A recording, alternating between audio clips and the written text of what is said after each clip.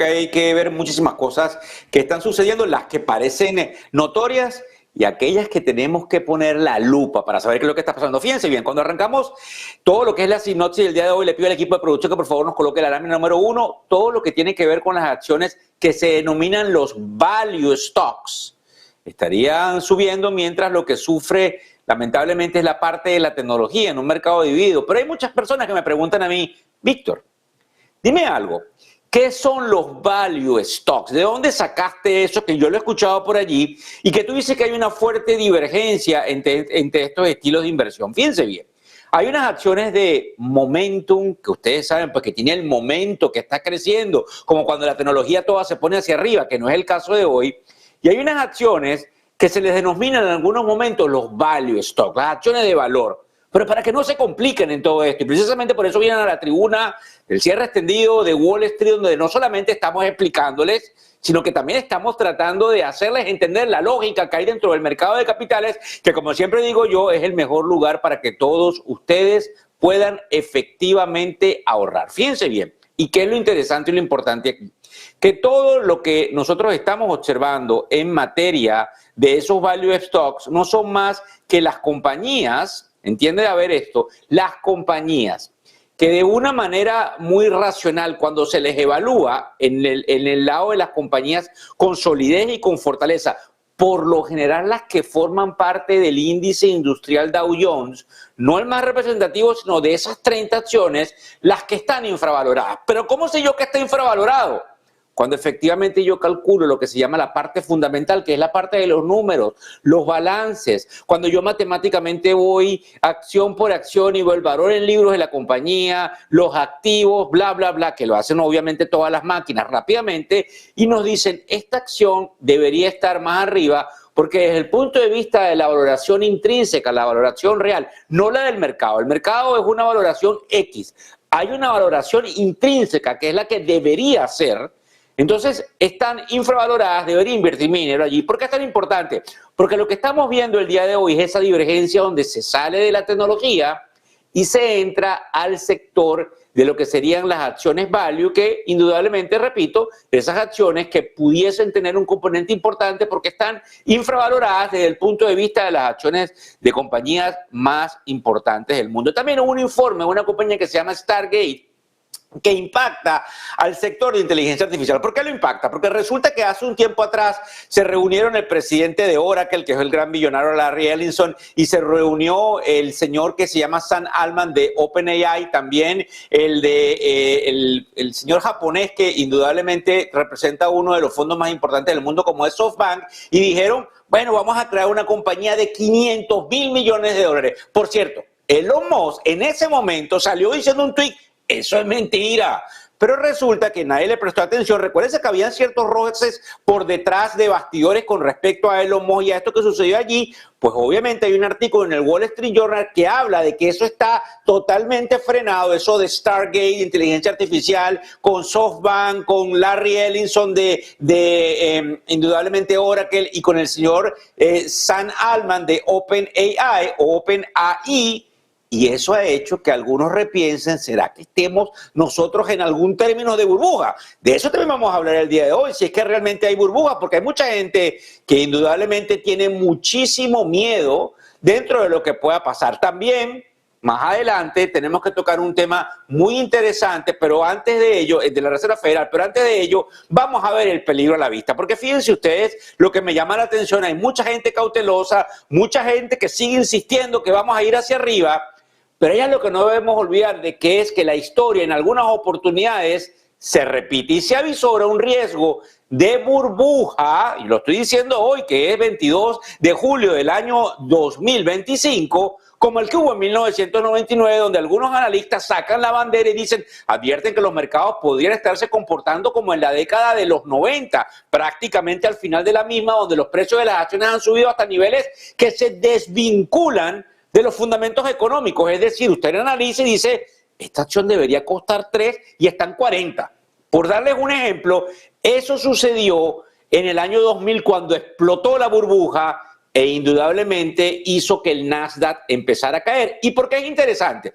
Porque resulta que hay compañías como, no lo dice Víctor, no lo dice Negocios TV, lo narra BTIG, BTIG, repito, BTIG, eso es una compañía muy grande de uno de los bancos de inversión y una de las casas de bolsa más importantes de los Estados Unidos, y dice lo siguiente: el Nasdaq 100, que es como se llama el índice, lleva 60 días de negociaciones sin cerrar, por debajo de su promedio móvil de 20 días. Imagínense una data estadística.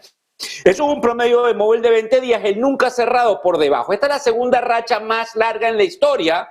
La anterior terminó en 1999, poco antes del colapso tecnológico. Entonces, me empiezan a sonar las alarmas. Y yo les voy a contar más adelante, en unos segundos, dónde creemos nosotros que puede venir el catalizador, que desemboque y empiece todo a moverse hacia diferentes niveles. Además, JP Morgan, préstele atención por favor a esto, alerta sobre la compra excesiva de acciones volátiles, donde los inversores están comprando acciones de alto riesgo al ritmo más rápido en los últimos 30 años. Y ese comportamiento indica una fe ingenua, según dicen ellos, en un escenario donde todo el mundo cree que todo esto va a ir hacia arriba. Los analistas, como les estoy diciendo, de JP Morgan, recomiendan más bien vender esas acciones que están sobrevaloradas y que es mejor que nadie pierde ganando. Pues que pongan su dinerito allí guardadito, máximo cuando probablemente puede sacarle 4.30 y pico en los bonos del Tesoro a 10 años. Siguen insistiendo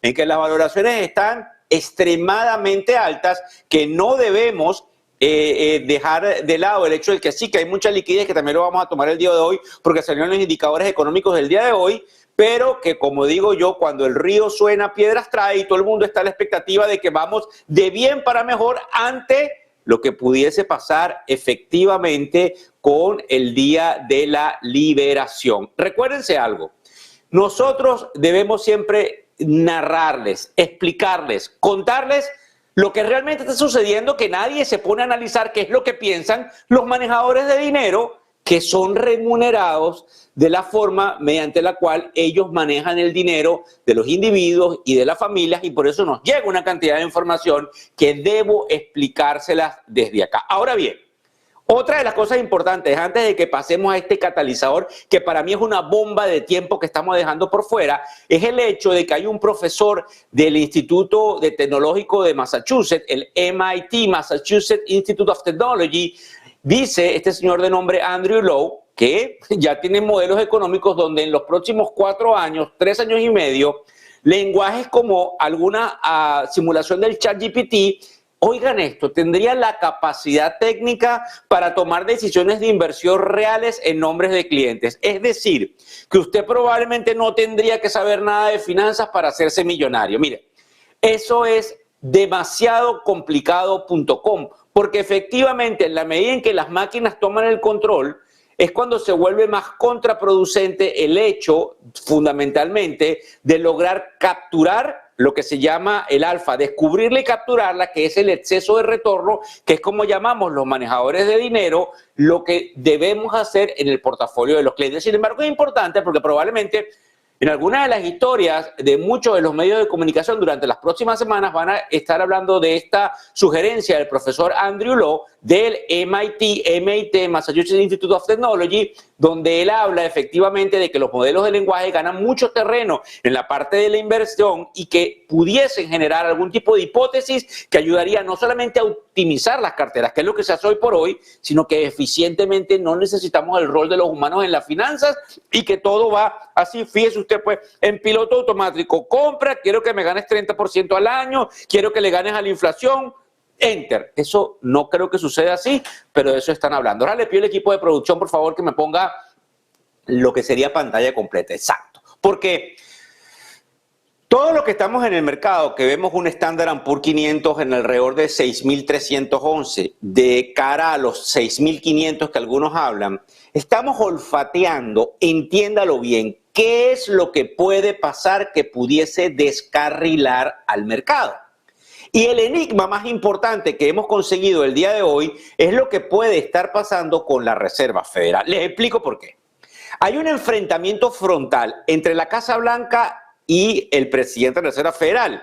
Pero el presidente de la Reserva Federal lo que se está es defendiendo y la Casa Blanca está atacando. ¿Cómo se defiende él? Diciendo que no es momento de cortar tasas de interés y que no hay nada político. ¿No es así? Yo quiero pedir al equipo de producción que pasemos a las declaraciones que hoy día dijo Jeremy Powell y que trajimos más hace unos minutos atrás aquí en Negocios TV. Adelante, por favor. We need our large banks to be well capitalized and to manage their key risks well. And we need large banks to be free to compete with one another, with non-bank financial institutions and with banks in other jurisdictions to provide capital and support economic growth. The Fed is a dynamic institution. We're open to hearing new ideas and feedback on how to improve the capital framework for large banks, and I look forward to hearing from today's participants. Thanks again to all of you for joining us today. Thank you. Bueno, y no solamente eso, sino que escuchamos a Jeremy Powell hablarnos de los bancos, hablarnos de que ellos están abiertos a ideas, hablarnos de que efectivamente la Reserva Federal pues está velando por un sistema bancario X, Y y Z. ¿Por qué tengo que meter el dedo en la llaga allí? Y no solamente yo, sino quienes están viendo la película, viendo la hecatombe. Fíjense bien, la semana que viene hay una reunión del Comité del Mercado Abierto que ya está programada para el mes de julio, 29 y 30 de julio, donde todo el mundo le pide a gritos, todo el mundo que está en la administración Trump, recorta tasas, recorta tasas, recorta tasas, recorta tasas. Y entonces la presión es tan grande que fíjense ustedes lo que dice el secretario del Tesoro. Adelante, veamos lo que nos dice. I called yesterday and this morning for the Fed to do a big internal investigation to understand not their monetary policy, but everything else. The Fed has had big mission creep, and that's where a lot of the spending's going. That's why they're building these new or refurbishing these buildings. And I think they got to stay in their lane. And I think that based on the way they cut rates last fall, they should be cutting rates now.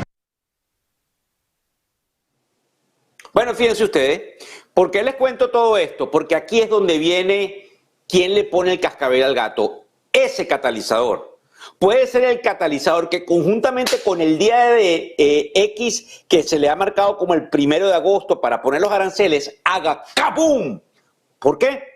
Pero como estábamos analizando toda la información que nos decía esta mañana Jeremy Powell muy calmadamente desde la tribuna que ustedes escucharon en la que nos dice el secretario del Tesoro, sabemos la presión más que proporcional. Él está diciendo que la Reserva Federal se extralimitó de sus habilidades de manejar la política monetaria y que efectivamente empezó a tratar de ver cómo hacía mejor su sede gastando la bicoca de 2.7 billones de dólares en reconstruir algo. Hay que verle la cara a 2.7 billones en reconstruir un edificio. Eso pareciera no tener todos los sentidos del mundo. Sin embargo, pareciera que hay explicaciones.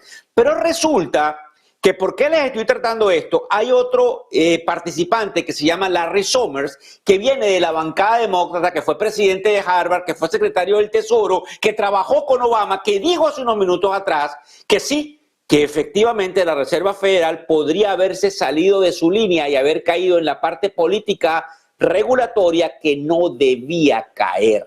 ¿Por qué les cuento todo esto? Porque este enjambre de dimes y diretes es precisamente lo que puede hacer que el mercado caiga en una especie de limbo. Aquí voy a poner mi cara completa, en una especie de limbo la semana que viene, en el supuesto, oígalo bien, de que el presidente de la Reserva Federal, que también sabe todo lo que puede pasar y que está tratando de buscar algún enfrentamiento, porque recuérdense que hay una guerra enorme entre quienes están del lado de los republicanos y del lado de los demócratas. No se quede ahí dormido, abra los ojos, porque efectivamente hay muchas cosas encontradas y saben que si el presidente Trump toma decisiones y le quita la independencia a la Reserva, ellos consideran que dentro de algunos años pueden haber problemas que inclusive impacten las elecciones del 2028. Es muy peligroso quitarle la independencia, pero aquí hay factores encontrados a los cuales hay que prestarle atención de cara a un mercado que está en máximos históricos y que podría caer. Le pido al equipo de producción que por favor nos coloque a nuestro primer invitado, el señor Paul Ceballos, que viene precisamente en remoto desde Lima, Perú. Él está por allá en la excelente Universidad de Lima, profesor de Mercado de Capitales con una cantidad de designaciones importantes.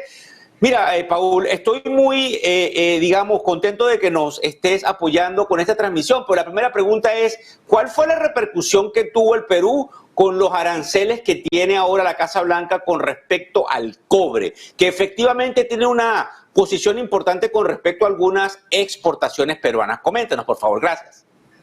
¿Cómo estás? ¿Qué tal, Víctor Hugo? Muchas gracias, también saludos para tu audiencia. Y en efecto, como tú sabes, nosotros, Perú, que somos tal vez el segundo país principal exportador de cobre, estamos atentos a la coyuntura. Y en principio el efecto que estamos viendo va a ser acotado porque nosotros tenemos una variable importante. El cobre, nuestro cobre, tiene como principal destino China. Aproximadamente el 70% de nuestra producción va hacia China y aproximadamente el 13% va a Estados Unidos. Con lo que al final podemos ver que el efecto va a estar mitigado, va a estar controlado porque nuestras fuentes, nuestros destinos de exportación ya son diversificados. Lo que va a favorecer es que sí hemos visto un precio del cobre que ha tendido al alza y que eso también nos va a beneficiar, sumado a que estamos viendo que en lo que va de este año hasta el cierre de mayo, con respecto al año anterior, nuestras exportaciones de cobre han crecido cerca de 3-4%. Sumado eso, más demanda del cobre, más exportación y un precio del cobre al alza, también es lo que un poco ha generado que en lo que va del año el sol se haya fortalecido contra el dólar, independiente también de los aspectos globales que vienen presionando a la baja a la divisa norteamericana. Pero en principio, como te comento, estamos viendo que el efecto va a estar muy mitigado, va a estar controlado y no va a hacer gran repercusión en nuestra economía local. Mira, me alegra mucho eso porque efectivamente desde el punto de vista de la presión que ejerce la Casa Blanca sobre todos los países del mundo, no solamente sobre los que están en el área latinoamericana, es interesante ver que que Perú efectivamente tiene un plan, digamos, en paralelo para tratar de mitigar cualquier presión que haya con respecto a la importación de cobre aquí a los Estados Unidos. Háblame por otro sentido, ¿cómo están manejando? Para mí siempre es interesante que a veces te traigo a la tribuna esa incertidumbre, los fondos de pensiones, porque para quienes nos están acompañando, los fondos de pensiones del Perú forman parte de aquellos fondos que indiscutiblemente tienen la habilidad de ser manejados por estos jóvenes peruanos, indudablemente, que tienen muy buenas designaciones como la CFA y la CAIA. Hemos tenido una tribuna en reiteradas oportunidades a quien es el presidente anterior de CAIA y pronto vamos a tener a representantes de CFA, que son las designaciones más importantes. Entonces la pregunta, creo que es interesante ver ¿cómo ves que están manejando los portafolios? ¿Cómo se comportan en términos de rendimiento?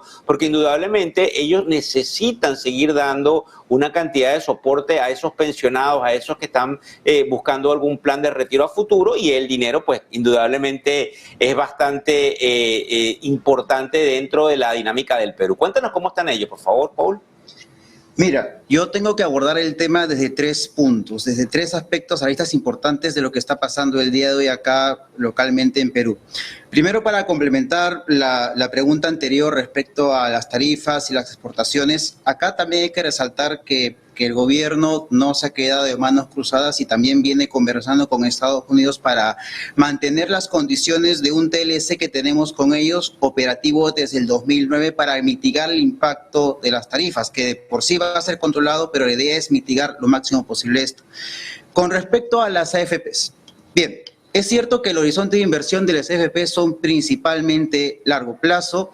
Es cierto que actualmente el patrimonio que administra la industria está cerca de los 28.000, 29.000 millones de dólares. Tuvimos rescates importantes hasta hace algunos años, pero ya se ha estabilizado y se están dando iniciativas que justamente en el país buscan ampliar la base de aportantes y asegurar una pensión mínima para la mayoría de la ciudadanía, lo que va a llevar eso a que en el mediano o largo plazo los patrimonios crezcan en las AFPs. ¿Qué favorece a esto además? Hace poco, en Perú, se acaba de aprobar, o se está viendo ya por aprobar, el hecho de permitir que las AFP pues, puedan aumentar su exposición del portafolio en el exterior. Te cuento, la regulación actual solamente permite a las AFPs máximo que el 50% del portafolio sea invertido en el exterior y el otro 50% local. En aspectos técnicos, eso se reduce en que el portafolio de inversión no es tan eficiente, no es tan óptimo. Ahora se está planteando que ese límite del 50% de inversión en el exterior aumente incluso a 80%. Eso va a mejorar la diversificación de los fondos, va a permitir mayores inversiones en vehículos del exterior y eso finalmente va a beneficiar también a los aportantes actuales, a los futuros pensionistas. La tercera rama que también creo yo va a aportar al rendimiento de los fondos es un proceso de integración que se viene dando actualmente entre las bolsas de Colombia, Perú y Chile, en lo que se conoce como NUAM, que es el nuevo operador de los tres mercados y que justamente hace poco, la semana pasada, los reguladores de las bolsas acaban de aprobar el mecanismo único de negociación de estos tres mercados. Eso va a permitir que las AFPs también mucho más fácilmente puedan ver valores del exterior inscritos localmente en nuestros mercados. Y actualmente en Perú la oferta no es pequeña. Actualmente en Perú tenemos cerca de 300 ETFs listados de Estados Unidos que negocian como si estuviéramos negociando en Nueva York. Y además cerca de 100 acciones estadounidenses negociando acá en Perú como si estuviéramos negociando en Nueva York. Entonces, esos canales, esos nuevos canales que también se vienen propiciando de forma local y que también va a seguramente permitir crecer los mercados de capitales de toda la parte costa Pacífico de América del Sur, va a favorecer a los fondos de pensiones y la rentabilidad que podamos obtener justamente a aquellos que a futuro nos vamos a pensionar a través de estos vehículos. Mira, yo lo voy a dejar hasta aquí porque yo creo que mejores noticias no hay. Eso que acabas de narrar, de que efectivamente el Perú está yendo hacia un proceso de innovación conjuntamente con Chile y con Colombia en esa oportunidad única de interconexión, además de la habilidad que hay ya en el mercado peruano de negociar títulos valores, como lo dice, fondos indexados y otra cantidad de oportunidades que le permita a estos fondos de pensiones ampliarlo y que además el gobierno, los organismos reguladores peruanos hayan entendido que era necesario ampliar esa base que permite que haya esa diversificación para contrarrestar cualquier cosa del mercado interno peruano. Es sencillamente lo que se merecen, es un aplauso los peruanos en todo este proceso. Así que te estaremos entrevistando probablemente en las próximas semanas. Te doy las gracias y creo que mejores noticias, como digo, imposible. Paul, muchas gracias. Estamos hablando pronto y tremenda acotación acerca del país. Hablamos. Gracias. Gracias. Buen día, Víctor Hugo. Muchas gracias. Bueno, efectivamente, excelente lo que nos estaba contando Paul Ceballos, porque yo creo que ahí es bien interesante que tomemos en cuenta esa apreciación que él nos daba con respecto al Perú. Fíjense ustedes, la habilidad que tienen quienes están en los organismos reguladores de ver que el país necesita una diversificación más amplia, dejando que esos fondos de pensiones inviertan. Y esa es una de las preguntas más importantes que hay en nuestro país latinoamericano, porque entiéndanse que esa es la conexión que hay con los manejadores de fondos internacionales que visitan, que van y que buscan obviamente capital para poder invertirlo, pero que en definitiva al hacerlo correctamente pueden beneficiar a la clase trabajadora, la clase que ahorra en el mercado de capitales peruano. Vamos a ir rápidamente con Alma, que nos tiene una noticia de última hora ya en Casa Matriz. Adelante, Alma, cuéntanos por favor. Pues muy buenas tardes, Víctor Hugo. Es que tenemos nuevo acuerdo comercial alcanzado en este caso entre Estados Unidos e Indonesia. El presidente Donald Trump dice a través de la red social Truth Social en los últimos minutos que es para él un honor anunciar un gran acuerdo comercial con la República de Indonesia, representado, dice, por su respetado presidente Prabowo Subianto. Se acuerda por este acuerdo que Indonesia será un mercado abierto para los productos industriales, tecnológicos y agrícolas estadounidenses, eliminando el 99% de sus barreras arancelarias. Estados Unidos venderá a Indonesia productos fabricados en nuestro territorio con un arancel cero, mientras que Indonesia pagará el 19% sobre todos sus productos que ingresen a Estados Unidos, el mejor mercado del mundo. Dice que además Indonesia abastecerá a Estados Unidos con sus valiosos minerales críticos y firmará importantes acuerdos por decenas de miles de millones de dólares por la compra de aeronaves Boeing, productos agrícolas estadounidenses y energía estadounidense. Este acuerdo, asegura Donald Trump, representa un gran triunfo para nuestros fabricantes de automóviles, empresas tecnológicas, trabajadores, agricultores, ganaderos y fabricantes. Gracias por su atención. Make America Great Again. Hagamos que Estados Unidos vuelva a ser grande de nuevo. Así es como despide ese mensaje el presidente norteamericano. Por cierto, otro mensaje que lanza el presidente de Estados Unidos, Donald Trump, haciendo balance de sus 6 primeros meses en la Casa Blanca, que se cumplieron antes de ayer. Dice: hemos tenido los mejores 6 meses que tendría cualquier presidente de la historia de nuestro país, y lo que las noticias falsas quieren es hablar del engaño, dice, de los archivos de Jeffrey Epstein. Palabras del presidente de Estados Unidos, Donald Trump. Víctor Hugo. Bueno, efectivamente ahí hay un tema político, vamos a ver cómo lo maneja, porque creo que está bien afectado si trae a colación lo de Jeffrey Epstein, pero ya eso es un tema de otro costal. Fíjense bien, 3:35 de la tarde hora del este de los Estados Unidos, 9:35 de la noche en Madrid, 1:35 en Ciudad de México. ¿Dónde están los índices? Sigue la divergencia, donde el Nasdaq cae 0.24%. Pero cae muy poco. Recuérdense que la efervescencia, la exuberancia irracional, el que todos creemos que vamos hacia arriba, sigue estando allí, y nosotros vemos al Dow Jones y al Standard & Poor's 500 arriba 0.39% y 0.12%. Recuérdense que les contaba al principio del programa de hoy que el dinero se está yendo a la parte industrial, que pudiese mostrar algunos signos de infravaloración, lo que es lo mismo a que estuviesen económicas. Desde el punto de vista de los sectores, el día de hoy, los sectores que lideran el mercado son el sector salud, que destaca con resultados sólidos, porque recuerden que estamos en temporada de lo que sería resultados. La vivienda sorprende con fuerza relativa. Hay algunas compañías que reportaron por fuerzas, como D.H. Horton, que efectivamente afecta a todo el sector inmobiliario. La publicidad también recupera impulso con márgenes interesantes. Recuerden que la publicidad tiene que ver con el optimismo que hay hacia el futuro desde el punto de vista de lo que las compañías hacen. Los seguros, los bancos también mostrando alguna cantidad de fortaleza, energía y materiales. Vamos a ver rápidamente cómo está el petróleo, 3:36, porque es interesante que veamos esto de la energía y los materiales.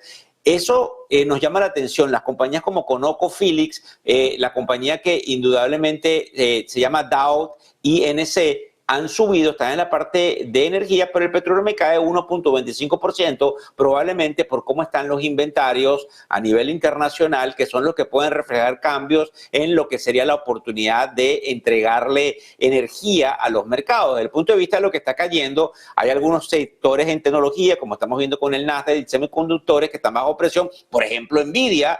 General Motors se desploma tras los resultados. Más adelante vamos a ver lo que nos decía nuestro amigo Dan Ives, específicamente acerca de Mari Barra, que es la presidenta, y qué es lo que pudiese pasar allí. Lo que son la parte de industriales y bienes de capital también nos están cayendo. Sherwin-Williams lamentablemente cae tras una revisión a la baja. Ustedes saben que esta compañía es importante y eso refleja una debilidad en el consumo de materiales para el hogar, que probablemente va a afectar a compañías como Lowe's y como Home Depot. Le pido al equipo de producción que por favor nos coloque allí rápidamente a nuestro siguiente invitado, el señor Daniel Friedman, porque yo creo que es interesante que conversemos con él lo que sucede en materia del sector inmobiliario. Daniel, que está en Bridge Invest y que es uno de los socios principales de la compañía, es una de las personas que más nos puede hablar acerca del impacto que han tenido todas estas cantidades de tasas de interés que no terminan de bajar dentro de lo que es el crédito privado y la posibilidad de financiamiento para poder construir precisamente nuevas viviendas que puedan traer oferta a los mercados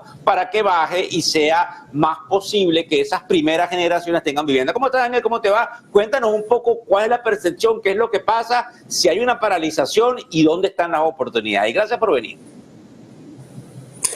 Muchas gracias, buenas tardes. ¿Me escuchan bien? Por supuesto, te escucho perfecto.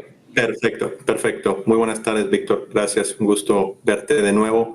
Pues sí, como lo mencionas, estamos viendo que las tasas siguen relativamente elevadas. Nuestra convicción, al igual que el mercado, esperamos que las tasas se mantengan elevadas por el momento dado. Vimos que la Fed en su última junta, mediados de junio, no hizo ningún cambio en las tasas. Y aunque hay una reducción, va a ser una reducción seguramente muy moderada,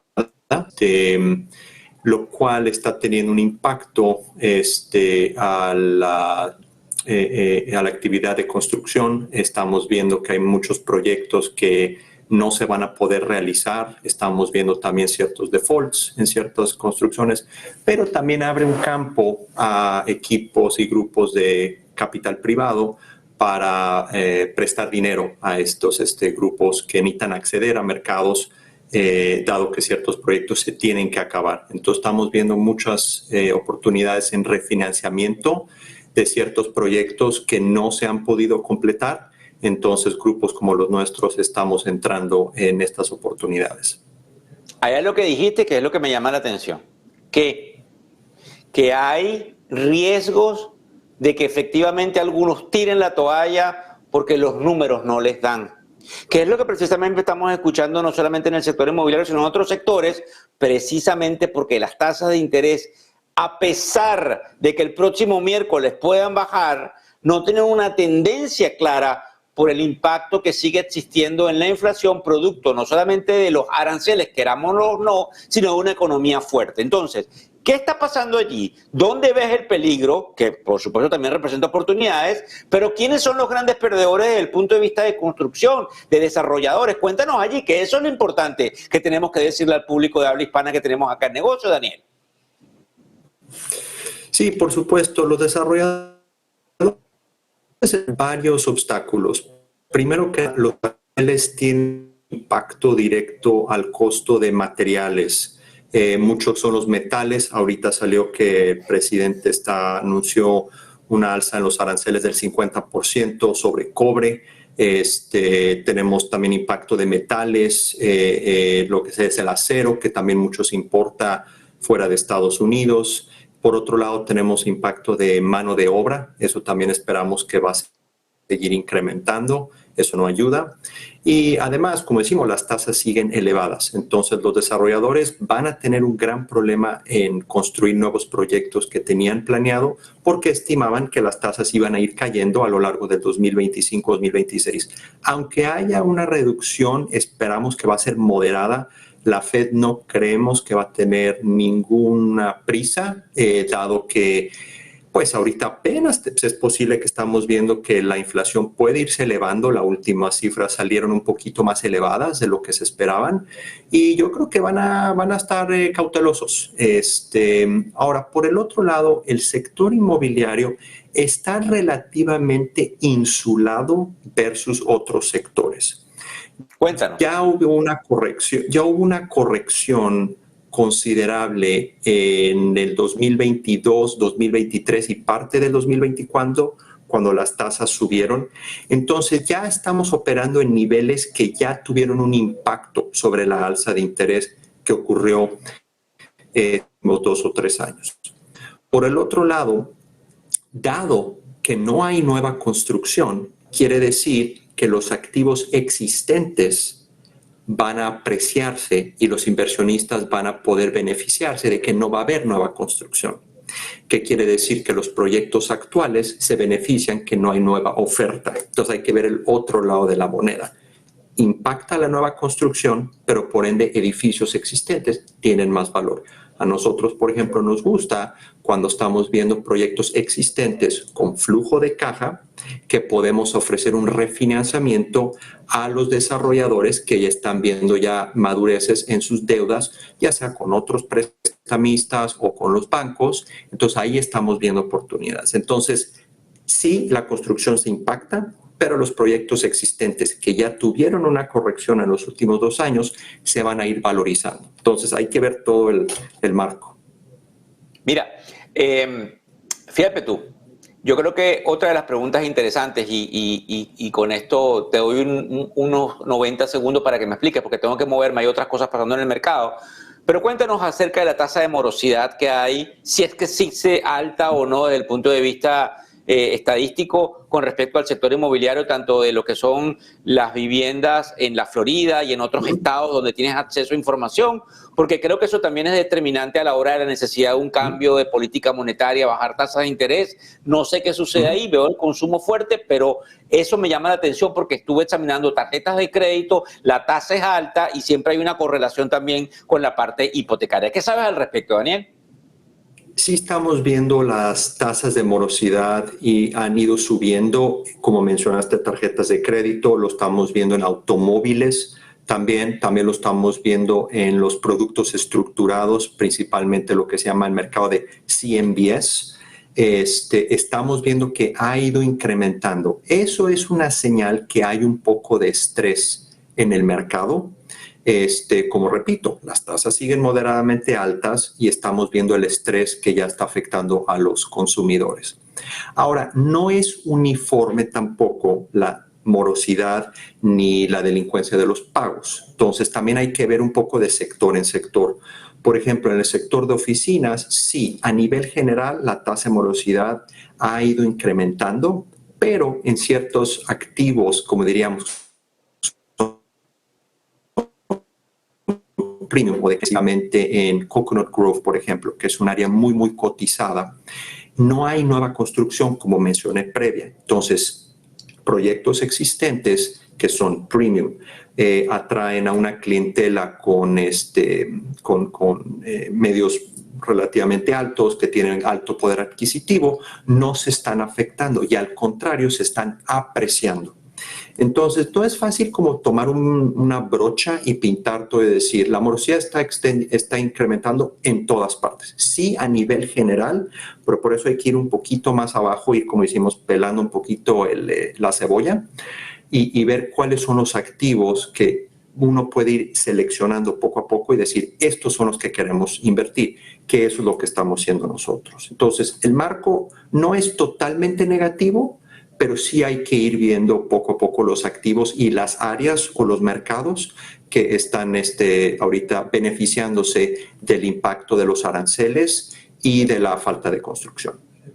Te agradezco mucho la intervención, muy interesante e importante. Conclusión que nos dice Daniel es efectivamente que a pesar de que podemos ver algún tipo de estrés en el mercado inmobiliario, siempre hay que buscar esos focos que brillan a pesar de la tormenta, porque siguen existiendo algunos lugares donde la inversión pareciera ir de mejor a mucho mejor. Daniel, nos hablamos pronto, veremos qué sucede con las tasas de interés. Probablemente en el otoño tendremos alguna otra oportunidad de revisitar el sector inmobiliario. Te doy las gracias y aquí tienes una tribuna abierta para ti.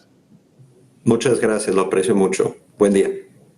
Bueno, fíjense bien, una de las cosas ya pasando a lo que sería la lámina número 2, le pido al equipo de producción que nos coloque rápidamente porque hay titulares, sí, titulares que marcaron la pauta. Por cierto, a partir de mañana 23 de julio, vamos a estar en la apertura de Wall Street. Vamos a tener alguna cantidad de información que yo les doy aquí en el cierre, en la apertura, para que ustedes temprano, en el caso americano y en el caso de la tarde europea, puedan verlo. Lámina número 2, que nos muestra lo que decía, por ejemplo, Reuters, que hay un acuerdo comercial entre India y los Estados Unidos, donde los negociadores de los Estados Unidos han logrado, obviamente, algunas cosas, no con un avance significativo, pero resulta que entre líneas lo que decía allí es que pudiesen haber algunas posibilidades. A pesar de lo negativo, hemos sabido a última hora que con eso que nos contó Alma hace rato de Indonesia, todo el mundo, además Filipinas, todos se ponen los patines porque resulta que hay que ponerse de acuerdo. También Reuters nos deja saber pues que indudablemente hay una oportunidad efectivamente de lo que pudiese haber con la Unión Europea. Y yo creo que eso que sucede con la Unión Europea es que se prepara para contraatacar. Eso es lo que dice Reuters. Lo que dice Víctor Hugo Rodríguez es: los europeos no van a contraatacar. Los europeos saben que tienen que llegar a un acuerdo y que el arancel está 19, 20%, 15%, si me lo pides mucho, pero de ahí no va a bajar Donald Trump. Y yo creo que aquí vienen unas revisiones. Vamos a ver qué sucede en los próximos 6 meses. Tu arancel bueno hasta el 31 de diciembre, a ver cómo te comportas. Esta es la segunda etapa de los aranceles. La primera etapa, según lo que yo pienso así, que no te los vamos a dar, como dicen los economistas, ceteris paribus. No por tiempo ilimitado. Te los voy a dar y de acuerdo a cómo te lo estás comportando, como haces con tu hijo, cuando está medio castigado y le dice: mira, aquí tienes la llave del carro, chico. Si vuelves a llegar después de las 12 de la noche, te lo vuelvo a quitar. Eso es lo que pudiese hacer Donald Trump. De hecho, fíjense bien.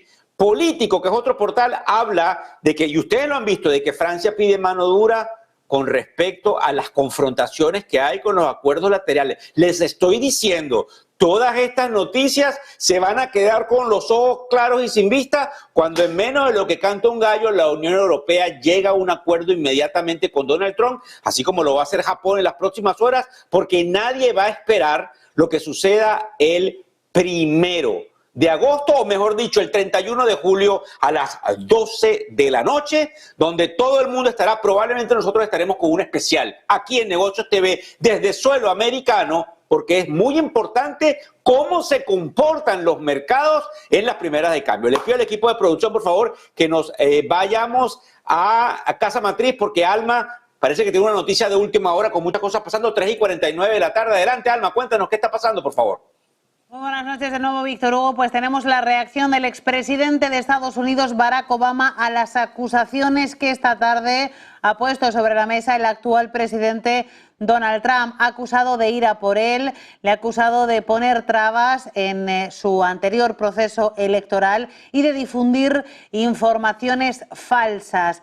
Decía Donald Trump esta tarde en su comparecencia con el presidente de Filipinas que han ido a por él y que ahora es hora de que él vaya a por quienes le persiguieron, refiriéndose al expresidente Obama. Pues bien, responde de forma oficial la oficina del presidente Obama. Dice que por respeto a la oficina de la presidencia, la oficina de Obama normalmente no dignifica, leo textualmente, las constantes tonterías y desinformación que fluyen en esta Casa Blanca con una respuesta. Pero estas afirmaciones de Donald Trump, dice el despacho oficial de Barack Obama, son lo suficientemente escandalosas como para merecer una respuesta. Estas extrañas acusaciones son ridículas y un débil intento de distracción. Nada en el documento publicado la semana pasada socava la conclusión ampliamente aceptada de que Rusia trabajó para influir en las elecciones presidenciales de 2016, pero no manipuló con éxito ningún voto. Estas conclusiones fueron afirmadas en un informe de 2020 por el bipartidista Comité de Inteligencia del Senado, dirigido por su entonces presidente Marco Rubio, actual secretario de Estado de Estados Unidos. Así que dura respuesta la de la oficina del presidente Barack Obama a las acusaciones de Trump. Unas acusaciones que les vamos a poner en pantalla ahora mismo. It's time to start after what they did to me, and whether it's right or wrong, it's time to go after people. Obama's been caught directly. So people say, oh, you know, a group. It's not a group. It's Obama. His orders are on the paper.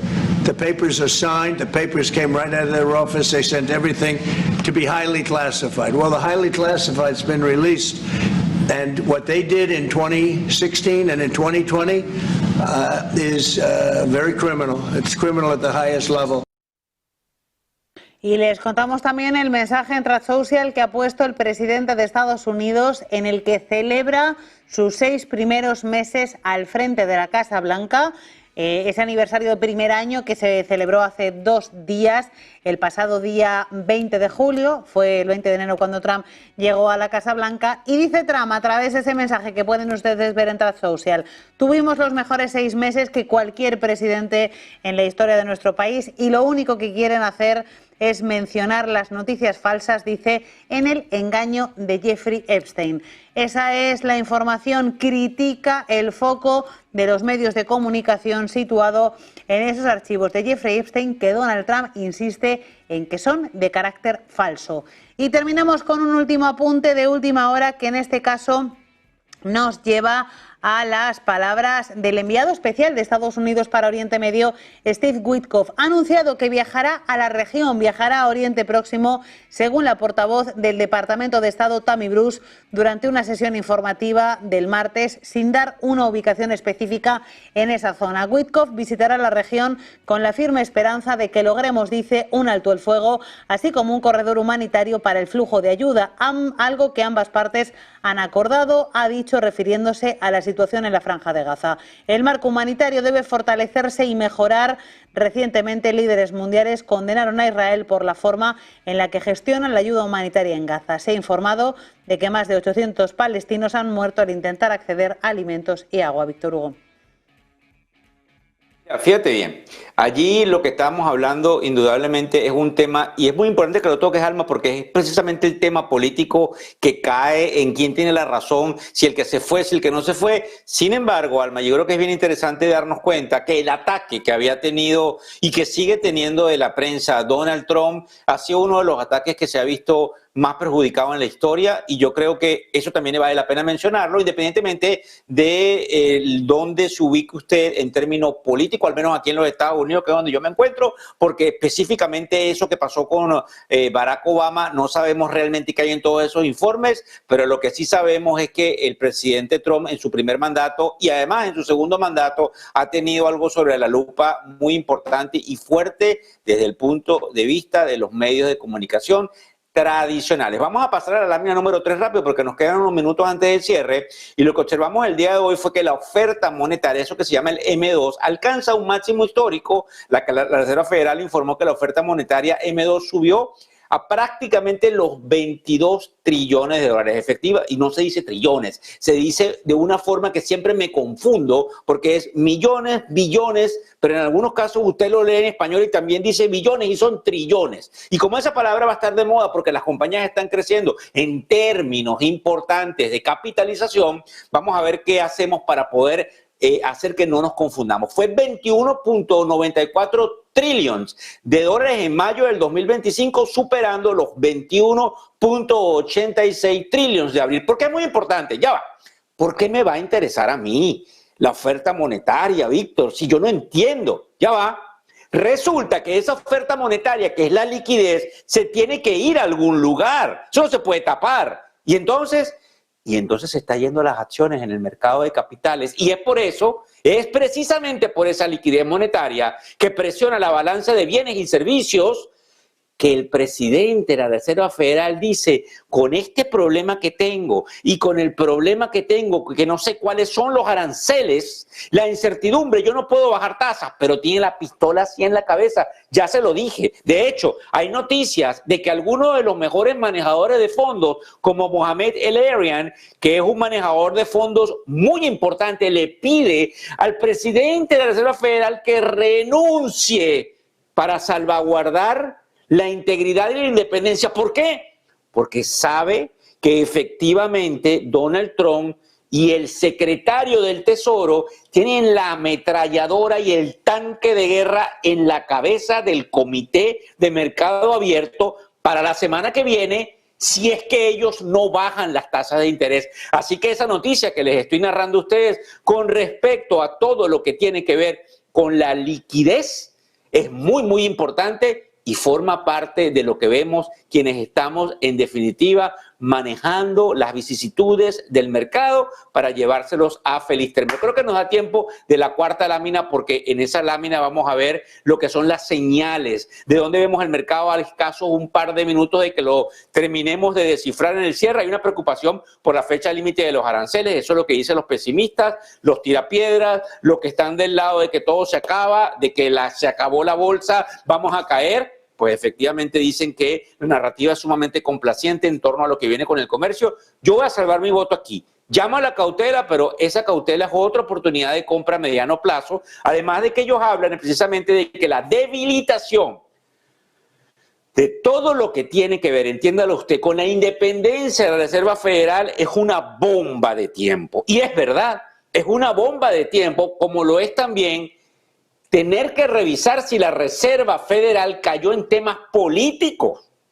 Muy importante, como se lo decía a un principio, y precisamente por eso es que el presidente, a través de su secretario del Tesoro, están tratando de llamar a investigaciones, porque sí, esto tiene componentes importantes que tienen que ver con cómo se va a desarrollar el proceso inflacionario o no, y el de empleo en los Estados Unidos, y puede afectar ciertas cosas. Sin embargo, cada partido político le dará la opinión que quiere. Yo quiero también que tenga claro que, independientemente de lo cauteloso que puedo mostrarme yo, la realidad es que el mercado sigue subiendo, el mercado no se equivoca, el mercado pudiese dar una respuesta positiva a cualquier recorte de tasa de interés. ¿Y de qué manera? Subiendo aún más. porque usted cree que el mercado está aquí, porque precisamente algunos están descontando que podemos recortar tasas la semana que viene en ese esfuerzo que tenga la Reserva Federal, donde, para que tenga una idea, no es que yo pienso, no es que me lo contaron, no es que me lo dijeron, estamos a escasos segundos de que el Standard & Poor's 500, ese índice que es el más representativo del mercado, me cierre en un nuevo máximo histórico.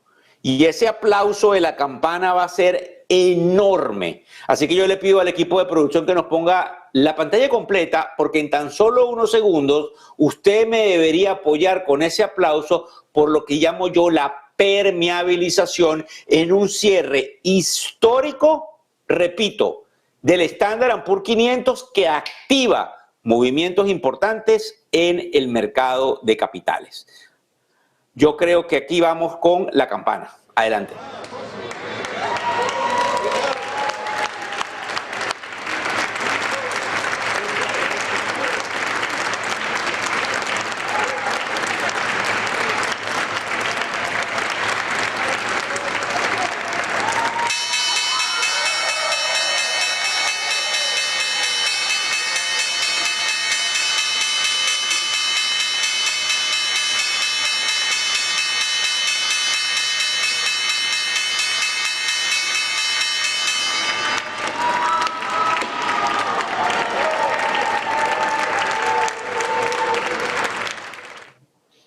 Bueno, un aplauso, así mismo, un aplauso porque hay que aplaudir, porque resulta que estos aplausos los vamos a necesitar cuando yo mismo les narre a ustedes el mercado cayendo, el mercado cayendo, el mercado cayendo. Recuérdese de eso.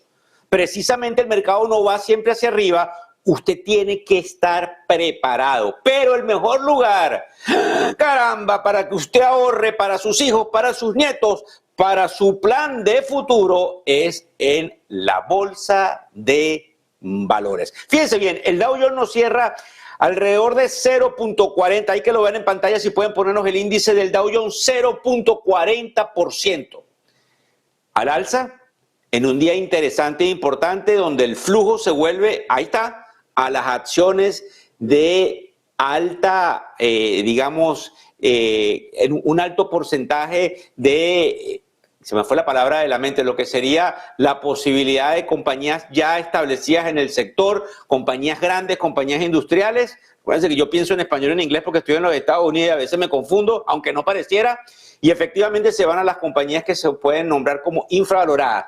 El Standard & Poor's 500, el titular que usted va a volver a conseguir es récord y récord y récord.com, porque definitivamente esto no lo esperábamos. Tenemos 6.309,59 subiendo un poquitico, 0.06%. Eso fue como un soplido allí, pero hizo un récord histórico comparado con el récord histórico de ayer, mientras que el Nasdaq, por eso la divergencia, nos cae 0.39%, mostrando que mientras sus dos hermanitos mayores suben, el Nasdaq dice, yo me quedo aquí, no puedo más. Creo que estamos llegando a un momento importante. Esa descorrelación es importante cuando tenemos estos máximos históricos.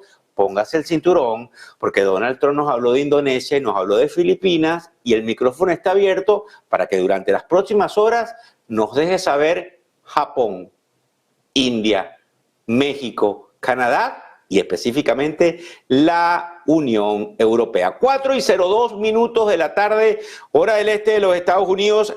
Las 22:02, como se dirá en hora militar en mi querida ciudad de Madrid, las 2:02 de la tarde en Ciudad de México. Me despido de ustedes, nos vemos mañana en el arranque y vamos a comerciales. No se retire porque aquí en Negocios TV venimos con muchísima más información. Muchas gracias.